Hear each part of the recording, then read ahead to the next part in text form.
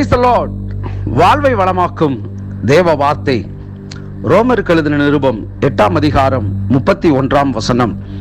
இவைகளை குறித்து நாம் என்ன சொல்லுவோம்? தேவன் நம்முடைய பட்சத்தில் இருந்தால் நமக்கு விரோதமாய் நிற்பவன் யார்? பிரியமானவர்களே, இவைகளை குறித்து நாம் என்ன சொல்வோம்?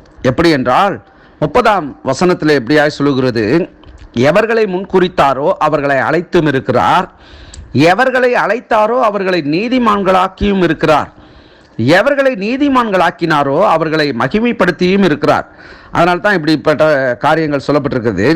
இவைகளை குறித்து நாம் என்ன சொல்வோம்? அவர்கள் நீதிமான்களாக்கப்பட்டவர்கள், பரிசுத்தமாக்கப்பட்டவர்கள், தேவனுடைய சந்ததி அப்படின்ற காரியத்தை முன் குறிக்கிற வசனங்கள் முன்பதாக சொல்லப்பட்டிருக்கிறது.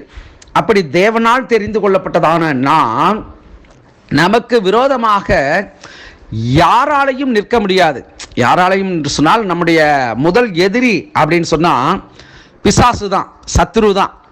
அப்போ அவனே நமக்கு எதிராக நிற்க முடியலனாலும் நமக்கு விரோதமாக நமக்கு குழிபறிக்கிற, நம்ம கூட இருந்து கழுத்த இருக்கிற, நம்ம எப்போ பார்த்தாலும் கரிச்சு கொட்டுகிற, அல்லது சாத்தானுடைய கூட்டங்கள், அவனுடைய சந்ததிகள், இது எல்லாம் நமக்கு விரோதமாக வந்து நின்னாலும் அவர்களால் நம்மளை ஒன்றுமே செய்ய முடியாது.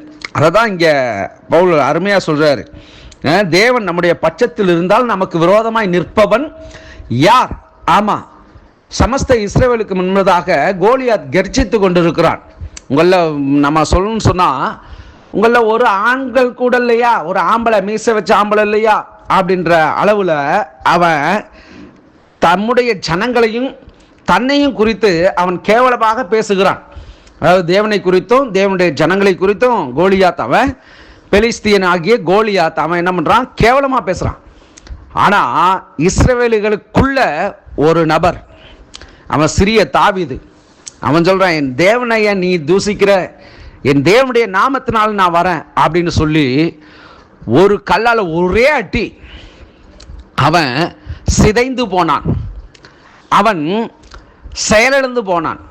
இப்படிப்பட்ட தேவன் நம்மோடு கூட இருக்கிற பொழுது கெட்சிக்கிற சிங்கம் போல எழும்புகிற சாத்தானுடைய திட்டங்களும் மனுஷர்களும் நமக்கு விரோதமாக அவர்களால் நிற்கவும் முடியாது, நமக்கு விரோதமாக எதையும் செய்யவும் முடியாது.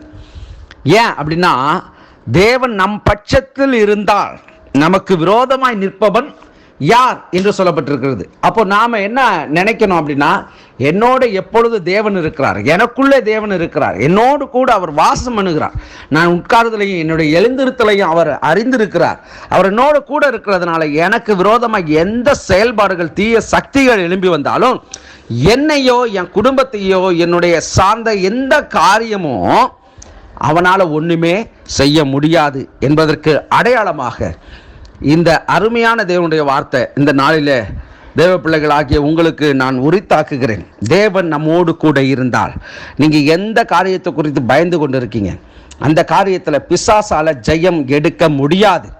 உங்களுடைய வருவாய் அல்லது உங்களுடைய வாழ்வாதாரம், உங்களுடைய காரியங்கள் எதுவாக இருந்தாலும் சரி, அது கர்த்தருக்கு பிரியமாக இருக்குது அப்படின்னு சொன்னால் உங்களுக்கு விரோதமாக எந்த முடிவுகளை மனுஷர்கள் முயற்சி செய்தாலும் அது வாய்க்காதே போகும் என்று வேதம் தெளிவாய் சொல்லுகிறது. ஆகவே நீங்கள் ஆசீர்வதிக்கப்பட்ட சந்ததிகளாய் இருக்கிறீர்கள். கர்த்தர் உங்களை ஆசீர்வதிப்பாராக.